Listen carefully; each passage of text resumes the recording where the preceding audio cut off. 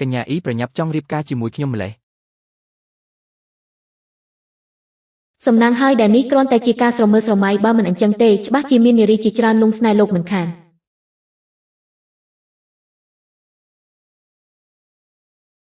ក៏មែនទេស្មានតែលោកមិនមកហើយតើ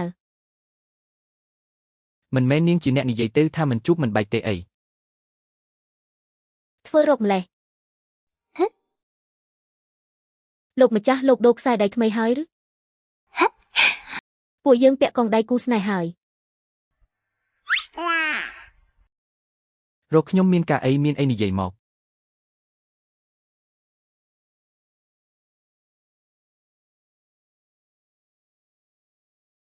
លោកម្ចាស់ខ្ញុំចង់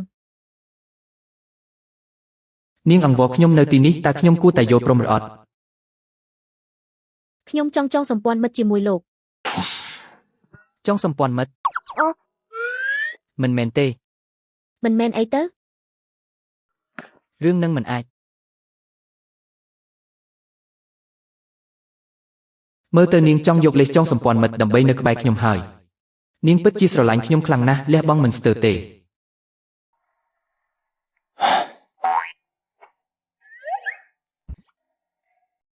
លោកម្ចាស់លោកយល់ព្រមឬអត់ព្រះរាជទាយាទតែងតែសម្លឹងមើលលោកបើសិនជាលោកចង់សម្ព័ន្ធមិត្តជាមួយខ្ញុំពួកយើងសហការគ្នាខ្ញុំអាចជួយលោកបាននាងមករកខ្ញុំគិតខុសហើយ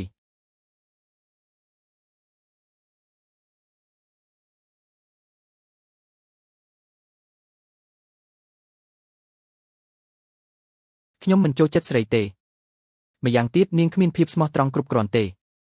ហាគិតខ្លួនឯងទៅមិនចូលចិត្តប្រុសមិនចូលចិត្តស្រីចុះចូលចិត្តអីទៅកុំប្រាប់ណាថារំភើបម្លេះអាមនុស្សរោគចិត្តអាត្រឆានអាមនុស្សគ្មានកំណើតយកប៉ុណ្ណឹងចុះមិនហ៊ានលះបង់ជ្រូកមិននឹងចាប់ចៅបានចេញដំណើរកញ្ញាអ៊ីថ្ងៃនេះលោកម្ចាស់អារម្មណ៍មិនសូវល្អទេខ្ញុំគិតថានាងគួរតែត្រឡប់ទៅវិញទៅគាត់មានអារម្មណ៍ល្អតាំងពីពេលណាថ្ងៃនេះត្រូវតែជួបគាត់ចង់សម្ព័ន្ធមិត្តជាមួយគាត់បើមិនអញ្ចឹងទេជួយបងបួនមិនទាន់ទេប៉ុន្តែថ្ងៃនេះជាយប់ព្រះច័ន្ទពេញបូណ៌មីមិនដូចរាល់ដងទេជំងឺចាស់របស់លោកម្ចាស់រើឡើងវិញហើយអញ្ចឹងអ្នកនាងគួរតែលោកម្ចាស់ឈឺមែនទេអញ្ចឹងល្អហើយឲ្យគាត់ជួយយកបងទី4ចេញពីរាជវាំងមកដើម្បីមើលជំងឺឲ្យគាត់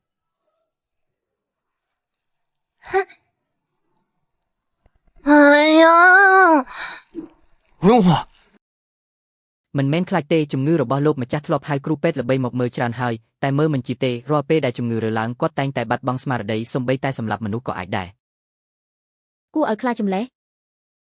កញ្ញាអ៊ីឆាប់ត្រឡប់ទៅវិញទៅខ្ញុំត្រូវចូលទៅមើលលោកម្ចាស់ក្រែងលោកគាត់ធ្វើបាបខ្លួនឯង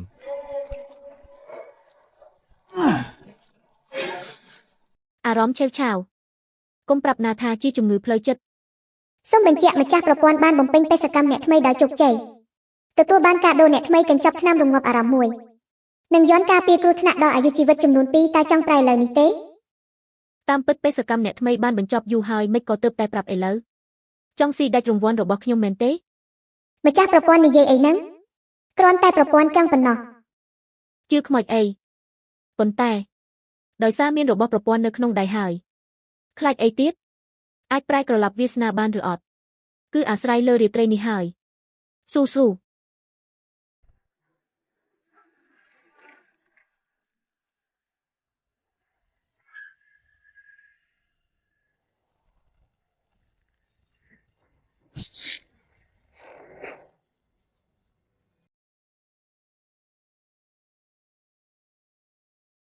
លោកម្ចាស់យូហាន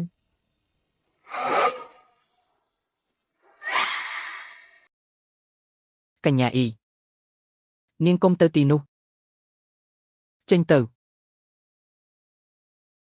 ផឹកតែមួយពេងទៅធ្វើឲ្យអារម្មណ៍ស្ងប់បន្តិចទៅ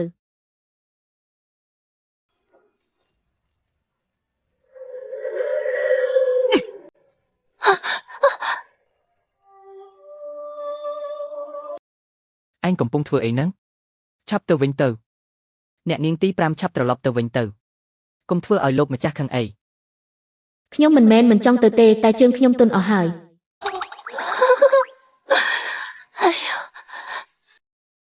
បើមិនអញ្ចឹងទេខ្ញុំទៅធ្វើម្ហូបឲ្យលោកម្ចាស់ញ៉ាំ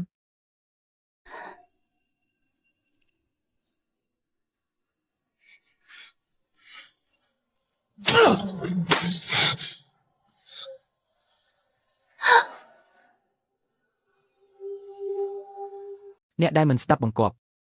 ត្រូវតែស្លាប់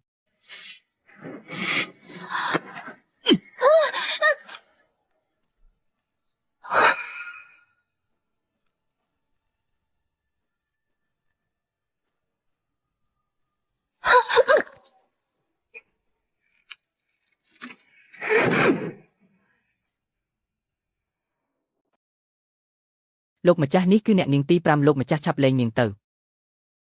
ឆាប់ចេញទៅ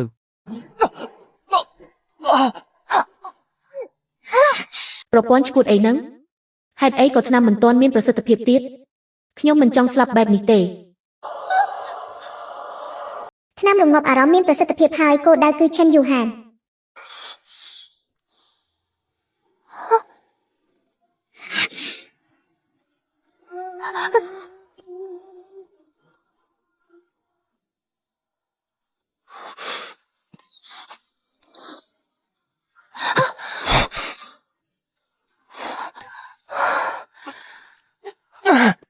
លោកម្ចាស់គាត់គេងលក់ហើយ លោកម្ចាស់គេងលក់មែនគ្រាន់តែអប់អ្នកនាងមួយសន្ទុះលោកម្ចាស់ក៏គេងលក់បាត់ទៅឯងឆាប់យកចៅវាយឯងចេញទៅគាត់សង្កត់ខ្ញុំចង់ស្លាប់ហើយឆាប់ឡើងទេចុះបើខ្ញុំប៉ះលោកម្ចាស់ហើយគាត់ភ្ញាក់ឡើងវិញនោះប៉ះអ្នកនាងទី5អាចលួងលោកម្ចាស់បានអញ្ចឹងយប់នេះខ្ញុំសុំពឹងអ្នកនាងហើយណែឯងមិនខ្វល់ពីជីវិតខ្ញុំទេណែ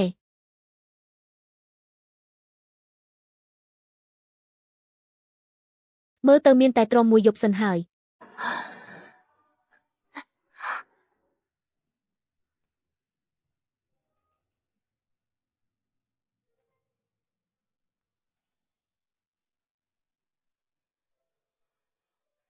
ឈិនយូហានពេលគេងលក់មើលទៅសង្ហាមយ៉ាងដែរតើ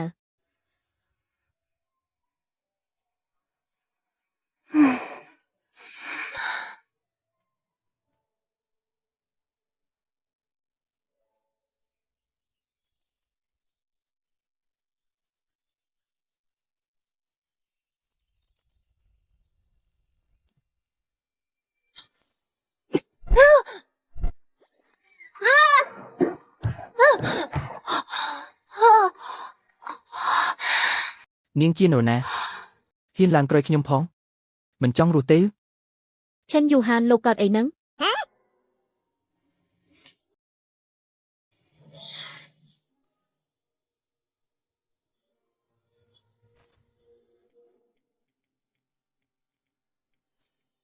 នាងខ្ញុំដឹងពីអត្តសញ្ញាណពិតរបស់ខ្ញុំហើយ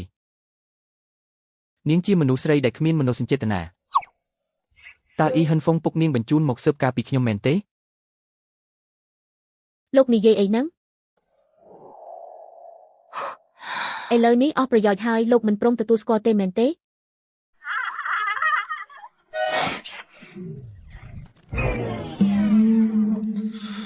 ខ្ញុំពិតជាត្រូវនាងបោកប្រាស់មែនអីគេនាងគ្មានមនោសញ្ចេតនាហើយថែមទាំងបោកប្រាស់ខ្ញុំទៀតអញ្ចឹងខ្ញុំមិនចាំបាច់ទុកជីវិតនាងទេ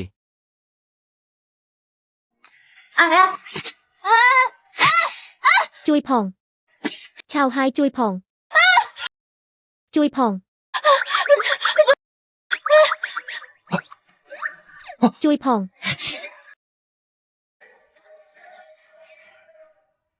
លោកម្ចាស់សូមទុកជីវិតឲ្យនាងផងអ្នកនាងទី5គឺជាអ្នកមានគុណរបស់លោកណាឯងនិយាយអីនាងជួយសង្គ្រោះខ្ញុំយប់មិញលោកម្ចាស់ធ្វើទុកជំងឺអ្នកនាងទី5ជាអ្នកលួងលោកម្ចាស់ភ្លេចហើយឬ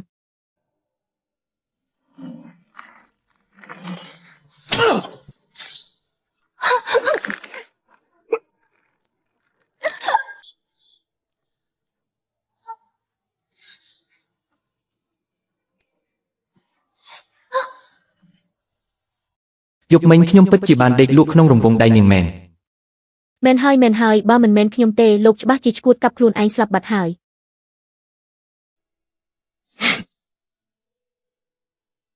នាងប្រើមិនអាគមអី មុនអាគមអីទៅគឺខ្ញុំ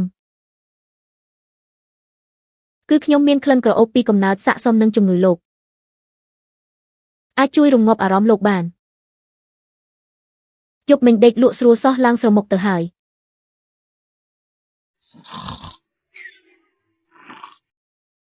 ថ្ងៃនេះបែរជាមិនទទួលស្គាល់ពិតជាមនុស្សអាក្រក់មែន នាងនិយាយពីក្លិននេះមែនទេ ចោះអីវិញលោកចង់បានក្លិនអីទៀត មើលទៅខ្ញុំយល់ខុសលើនាងហើយនាងមិនបានដឹងពីអត្តសញ្ញាណខ្ញុំទេហើយក៏មិនមែនអ៊ីហ៊ុនហ្វុងបញ្ជូនមកដែរប្រហែលជាគ្រាន់តែលួចស្រឡាញ់ខ្ញុំ លោកសាច់អី ខ្ញុំសាច់អីនាងលួចស្រឡាញ់ខ្ញុំហេតុអីខ្ញុំត្រូវសប្បាយចិត្តម្ល៉េះសម្ដីនាងមិនសមហេតុផលសោះខ្ញុំមិនជឿនាងទេ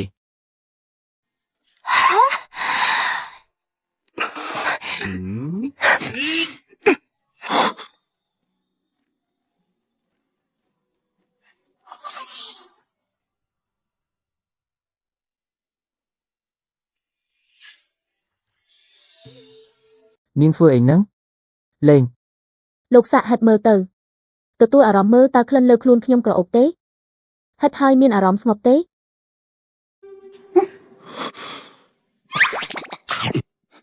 លើខ្លួននាងពិតជាមានក្លិនក្រអូបប្លែកមែនហិតហើយមានអារម្មណ៍ស្ងប់ណាស់ ផលិតផលប្រព័ន្ធសុទ្ធតែជារបស់ល្អខ្ញុំមិនជឿថាតាក់ទាញឈិនយូហានមិនបានសោះថែមទាំងនិយាយថាជាថ្នាំរបស់ឈិនយូហានទៀតល្អមើលណាស់ 话说，是陈玉涵的样好细呀、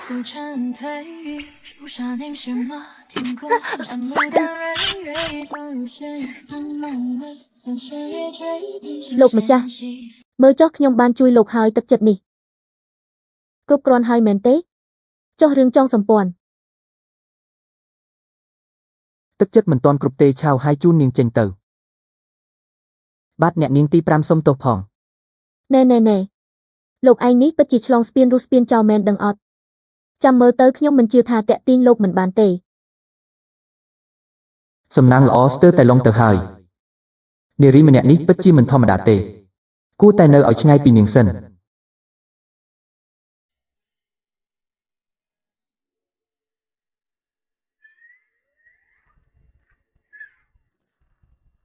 ក្លិនអីហ្នឹងក្រអូបណាស់ឯងទៅមើលទៅបាទ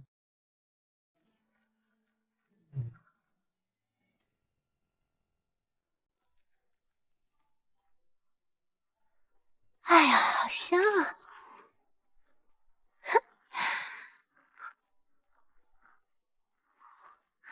嘿。 ខ្ញុំមិនជឿទេថានរណាអាចទប់ទល់នឹងការលបួងរបស់សាច់អាំងបាន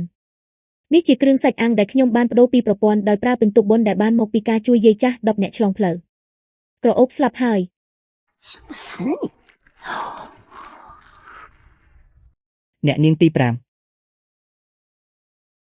តើអ្នកនាងកំពុងធ្វើអីហ្នឹង ខ្ញុំកំពុងបោះជំរំអាំងសាច់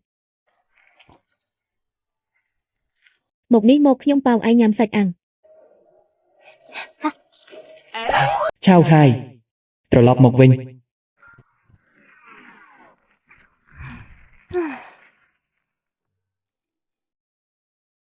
លោកម្ចាស់នៅក្នុងទីធ្លីគឺអ្នកនាងទី5កំពុងបោះជំរំអាំងសាច់អីហ្នឹងធំក្លិនក្រអូបណាស់ទូលបង្គំមិនឃ្លានទេមិនឃ្លានសោះឡើយទុកឲ្យនាងធ្វើទៅមិនបាច់ខ្វល់ទេបាទ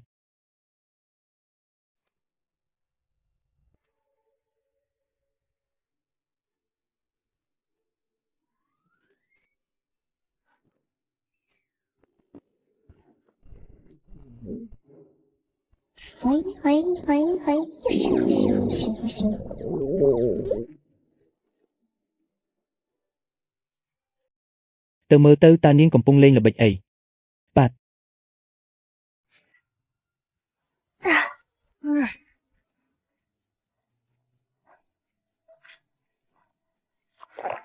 ញ៉ាំសាច់អាំងផឹកស្រាបៀរដែលដូរពីប្រព័ន្ធមក ជីវិតនៅសម័យបុរាណនេះក៏មិនពិបាកប៉ុន្មានដែរ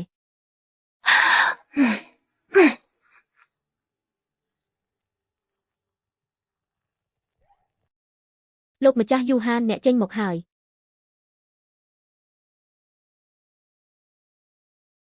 ខ្ញុំគិតយូរហើយត្រូវតែធ្វើដោយផ្ទាល់ដៃទើបមានភាពស្មោះត្រង់នេះគឺជារបស់ដែលខ្ញុំធ្វើដោយផ្ទាល់ដៃ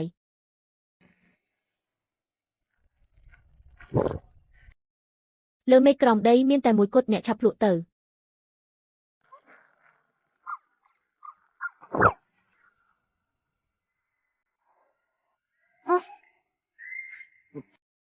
ឆាវហើយឯងភ្លក់ទៅអរគុណអ្នកនាងទី5ឆ្ងាញ់ណាស់ស្នាដៃអ្នកនាង5ពិតជាល្អមែនមែនទេនេះជារបស់ឯងហើយមកអង្គុយចុះមក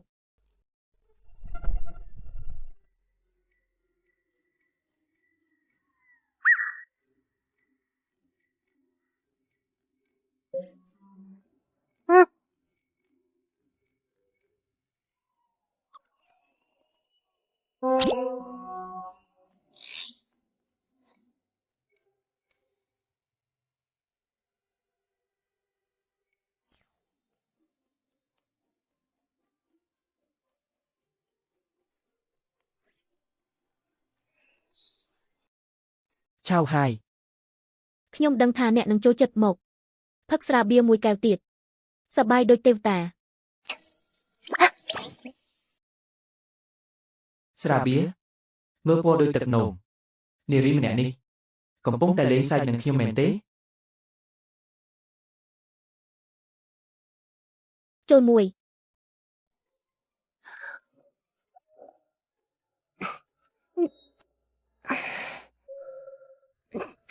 របួសនៅលើដៃកាត់ឡើងដោយសារអ្វី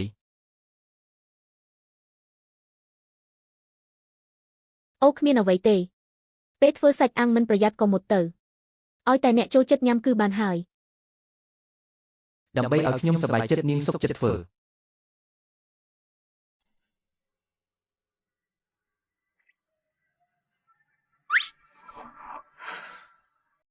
ស្រានេះឆ្ងាញ់ណាស់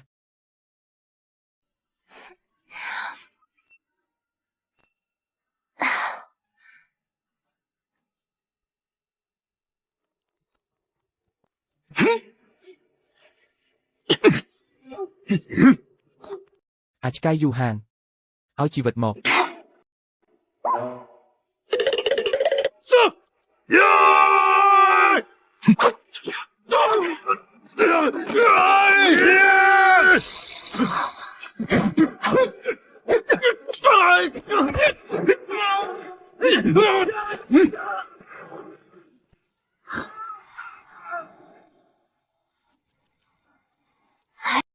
នៅមានអ្នកលួចវាយប្រហារទៀត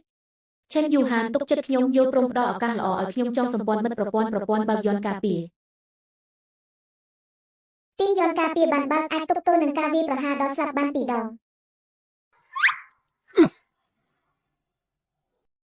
លោកម្ចាស់ប្រយ័ត្ន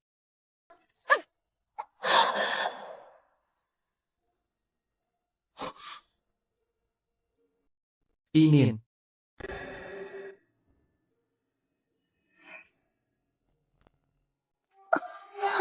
ឈឺណាស់ឈឺសាហាវអ៊ីនៀន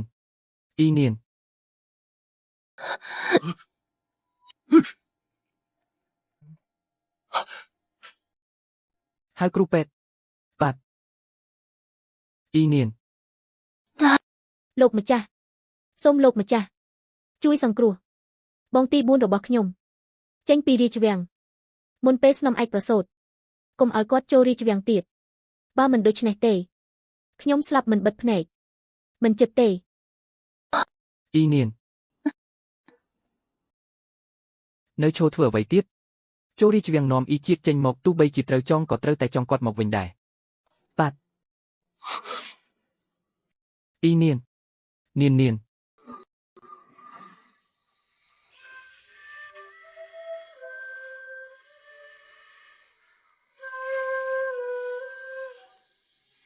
នាងដើម្បីជួយសង្គ្រោះខ្ញុំ ហ៊ានលះបង់ដល់ថ្នាក់នេះពិតជាស្រឡាញ់ខ្ញុំខ្លាំងណាស់មែនទេ ឈិនយូហាន នាងកំពុងហៅខ្ញុំ ឈិនយូហាន ជីវិតខ្ញុំក៏អស់ហើយថាបខ្ញុំមក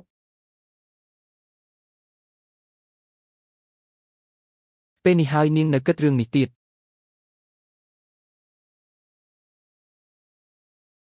មិនអីទេចាត់ទុកថាដើម្បីសង្គ្រោះជីវិតចុះ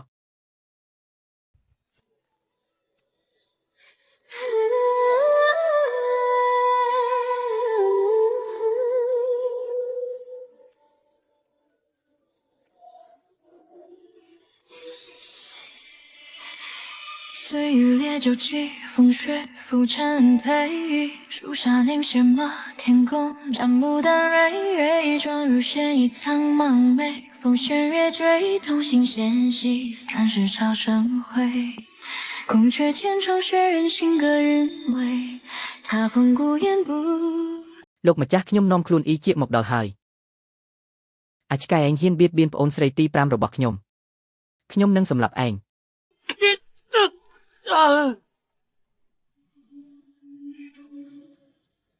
ខ្ញុំកំពុងគិតអីនឹងនារីម្នាក់នេះគ្រាន់តែយកសពនាងពូកែកុហកណាស់មិននឹងអាចចិត្តស្លាប់ទៅកុំគិតថាខ្លួនឯងមានអំណាចនិងក្បាច់គុណខ្លាំងអាចធ្វើអ្វីតាមចិត្តនោះបងប្រុសខ្ញុំជាឧត្តមសេនីយ៍បើនិយាយពីក្បាច់គុណមិនចាញ់ឯងទេឆាប់ដោះលែងប្អូនស្រីទី5របស់ខ្ញុំភ្លាមឆាវហើយដោះលែងគេទៅឲ្យគេព្យាបាលរបួសឲ្យអ៊ីនាងស្អីគេប្អូនស្រីខ្ញុំរបួស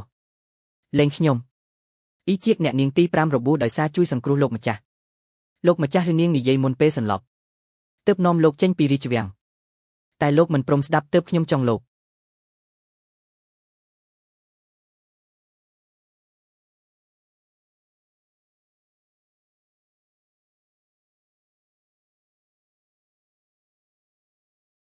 ប្អូនទី5មិនក៏របួសធ្ងន់ម្លេះបើលោកពុកឃើញច្បាស់ជាឈឺចាប់ណាស់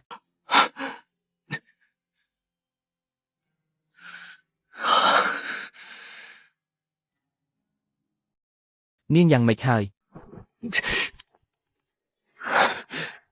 តាំងពីតូចមកប្អូនទី5មិនដែលរបួសសំបីតែបន្តិចតែបែរជារបួសធ្ងន់បែបនេះដើម្បីជួយសង្គ្រោះឯងដាក់ស្នេហ៍អីឲ្យនាងពីមុនពេលនាងស្រឡាញ់រីតិយាតក៏មិនដែលរងទុក្ខបែបនេះដែរ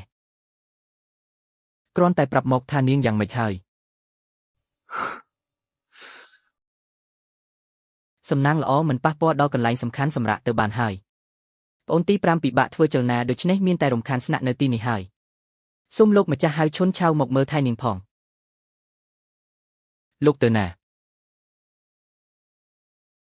កូនចៅឯងលួចចាប់ចងខ្ញុំចេញពីរាជវាំងតែព្រះស្នំចិត្តប្រសូតហើយខ្ញុំត្រូវមើលថែការចេញពីរាជវាំងដោយគ្មានការអនុញ្ញាតគឺជាបទឧក្រិដ្ឋធ្ងន់ធ្ងរខ្ញុំត្រូវត្រឡប់ទៅរាជវាំងវិញ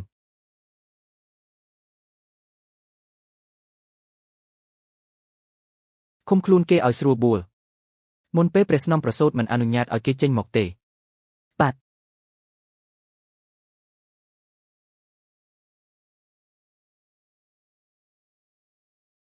ខ្ញុំជាមនុស្សដំបូងដែលនាងធ្វើបែបនេះដាក់មែនទេ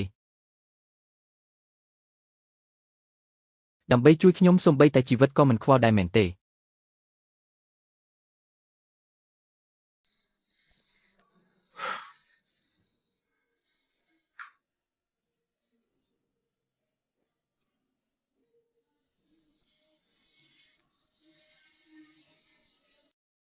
ខ្ញុំយល់ព្រមចងសម្ព័ន្ធមិត្តជាមួយនាង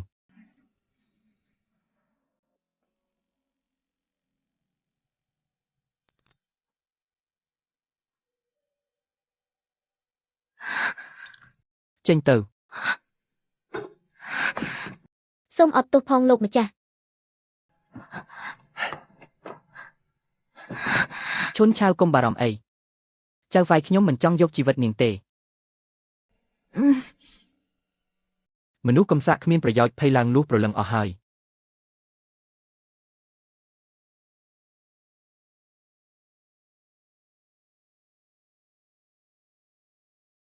លោកម្ចាស់លោកចង់បញ្ចុកថ្នាំអ្នកនាងទី5ដោយផ្ទាល់មែនទេនឹងហើយ ល្អណាស់ទីបំផុតលោកម្ចាស់យល់ហើយថែមទាំងចេះបញ្ចុកថ្នាំមនុស្សស្រីយ៉ាងថ្នាក់ថ្នមទៀត ក្នុងសៀវភៅរឿងនិយាយថាពេលមនុស្សប្រុសបញ្ចុកថ្នាំមនុស្សស្រីដែលសន្លប់ច្រើនតែបញ្ចុកតាមមាត់ចុះបើគាត់ឆ្លៀតឱកាសថាបអ្នកនាងទី5គិតមិនទៅឈប់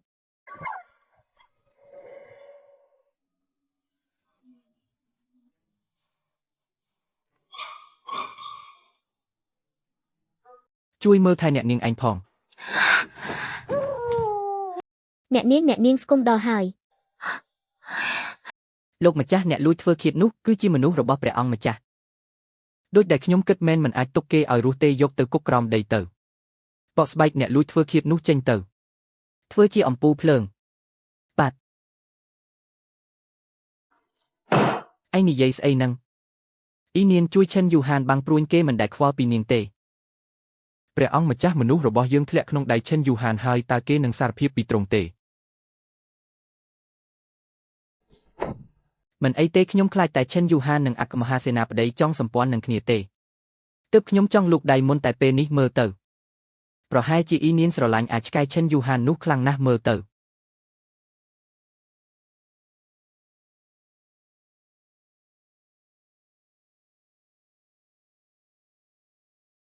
អ្នកនាងដឹងខ្លួនហើយ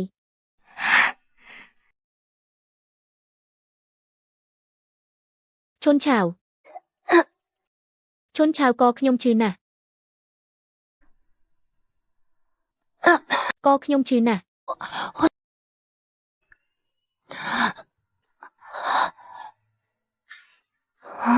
អ្នកនាងកុំទាន់និយាយអីញ៉ាំទឹកសិនទៅ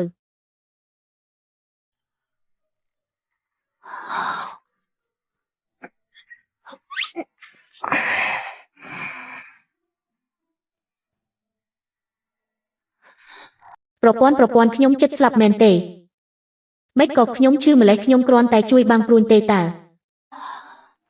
មិនមែនទេសូមអបអរសាទរម្ចាស់ផ្ទះតួឯកប្រុសកាន់ក្តីស្រឡាញ់30ពេលនេះក្តីស្រឡាញ់គឺ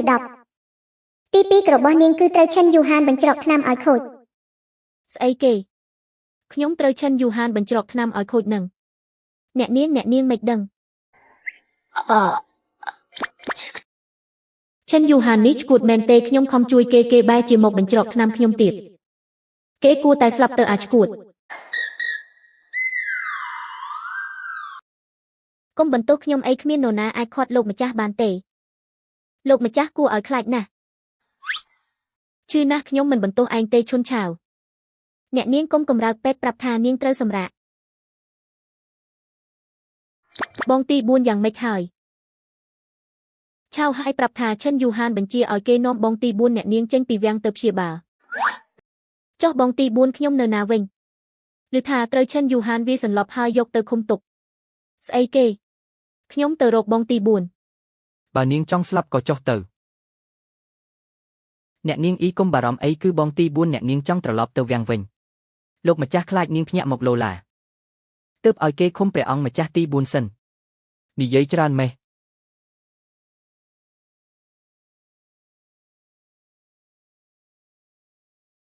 នាងកុំគិតច្រើនពេកនាងជួយជីវិតខ្ញុំមិនឲ្យនាងស្លាប់ទេពេលខ្ញុំសន្លប់ខ្ញុំឮលោកម្ចាស់និយាយថាព្រមចង់សម្ព័ន្ធនឹងខ្ញុំតើជាការពិតទេពិតមែនពេលខ្ញុំសន្លប់ខ្ញុំឮលោកម្ចាស់និយាយថាព្រមចង់សម្ព័ន្ធនឹងខ្ញុំតើជាការពិតទេពិតមែនទីងសូមអបអរសាទរម្ចាស់ផ្ទះបំពេញបេសកម្មលាក់កំបាំងឲ្យតួកាច់ឈរខាងនាងទៅប្រយុទ្ធទៅក្រឡាប់ពិភពលោកនេះទៅបន្ថែមជីវិត30ថ្ងៃបន្ថែមពិន្ទុ 5000 រង្វាន់បន្ថែមគឺរាងកាយជាសះស្បើយព្រះឲ្យការរងរបួសនេះពិតជាគួរសមណាស់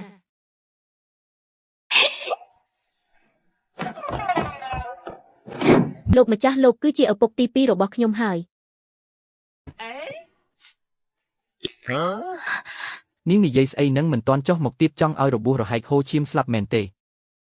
ខ្ញុំអត់អីទេខ្ញុំជាសះស្បើយហើយឈិនយូហានលោកឲ្យខ្ញុំទៅជួបបង4ខ្ញុំទៅបើនាងមិនទាន់ចុះវិញទេខ្ញុំនឹងលុបចោលការចង់សម្ព័ន្ធរបស់យើង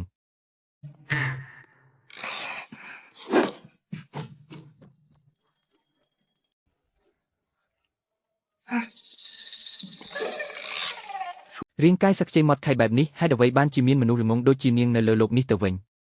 ចាស់ពេលនេះលោកគឺជាទេវតាទ្រព្យរបស់ខ្ញុំលោកចង់ជេរខ្ញុំយ៉ាងម៉េចក៏បានដែរ និយាយផ្ដេសផ្ដាសពេលនេះមេឃងឹតហើយ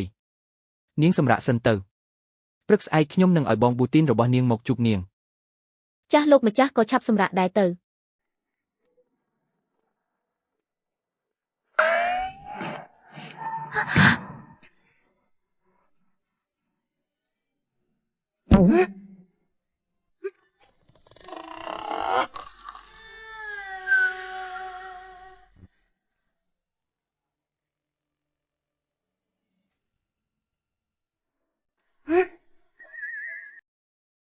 លោកម្ចាស់យូហានលោកតើលោកកំពុងធ្វើអ្វី នេះទើបជាលោកម្ចាស់ដែលខ្ញុំស្គាល់មិនមែនថាមិនជិតស្និទ្ធនឹងស្រីទេហេតុអ្វីបានជាចាប់ផ្ដើមស្នើខ្លួនឯងបែបនេះ លោកម្ចាស់លោកធ្វើបែបនេះមិនសមរម្យទេសូមលោកចុះទៅវិញបានទេ កញ្ញាអ៊ីមិនមែនតែងតែនិយាយថាស្រឡាញ់ខ្ញុំទេមិនក៏ខ្លាចមិនហ៊ានគេងជាមួយខ្ញុំទៅវិញ នៅលីវជាង20ឆ្នាំទីបំផុតមានសង្ហាដាច់គេមកអបខ្ញុំហើយមើលមុខដ៏សង្ហានេះទៅតើនរណាដាច់ចិត្តបដិសេធទៅខ្ញុំពិតជាមិនប្រកាន់ទេអ្នកឈុនឆាវហើយពួកឯងឆាប់ចេញទៅកុំរំខានខ្ញុំនិងលោកម្ចាស់យូហានសម្រាប់អ្នកនាង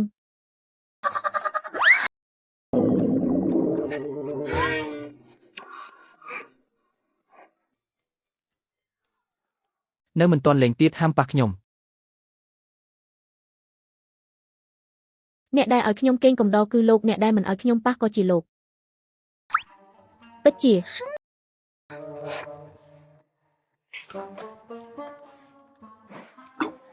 គាត់រើចុះរើឡើងបែបនេះមិនខ្លាចប៉ះពាល់ដល់មុខរបួសទេកុំរើនាងនៅឲ្យស្ងៀមទៅ ជួយផងហេតុអ្វីបានជាឈិនយូហានស្រាប់តែធ្វើបែបនេះវាតាក់ទាញពេកហើយ ពិតមែនហើយគេងក្បែរគាត់ពិតជាមានអារម្មណ៍សុវត្ថិភាពតើក្លិនខ្លួនរបស់គាត់ពិតជាអាចលួងលោមខ្ញុំបានមែនទេ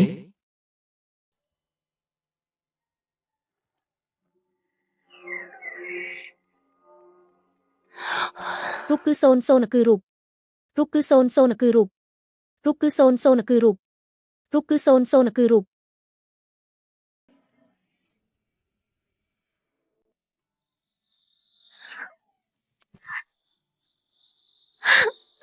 មកពីខ្ញុំមិនបានការពារអ្នកនាងឲ្យបានល្អអ្នកនាងប្រៀបដូចជាស្បែកក្តោបដ៏ល្អមួយត្រូវជ្រុកស៊ីបាត់ទៅហើយ មិនចង់រស់ទេកុំនិយាយពាក្យនេះឲ្យសោះបើមិនដូច្នេះទេឯងកុំសង្ឃឹមថានឹងអាចដើរចេញពីវិមានជែងយោទាំងរស់ឲ្យសោះ ខ្ញុំពិតជាគ្មានបានការមែន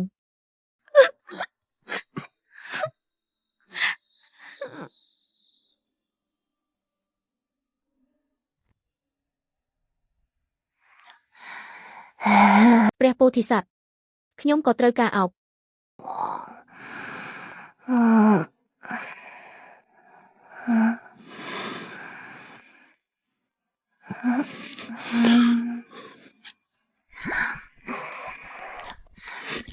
ថោក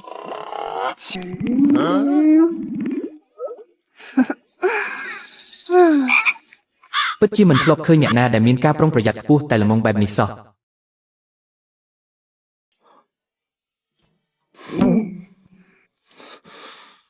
ស្អីគេហ្នឹង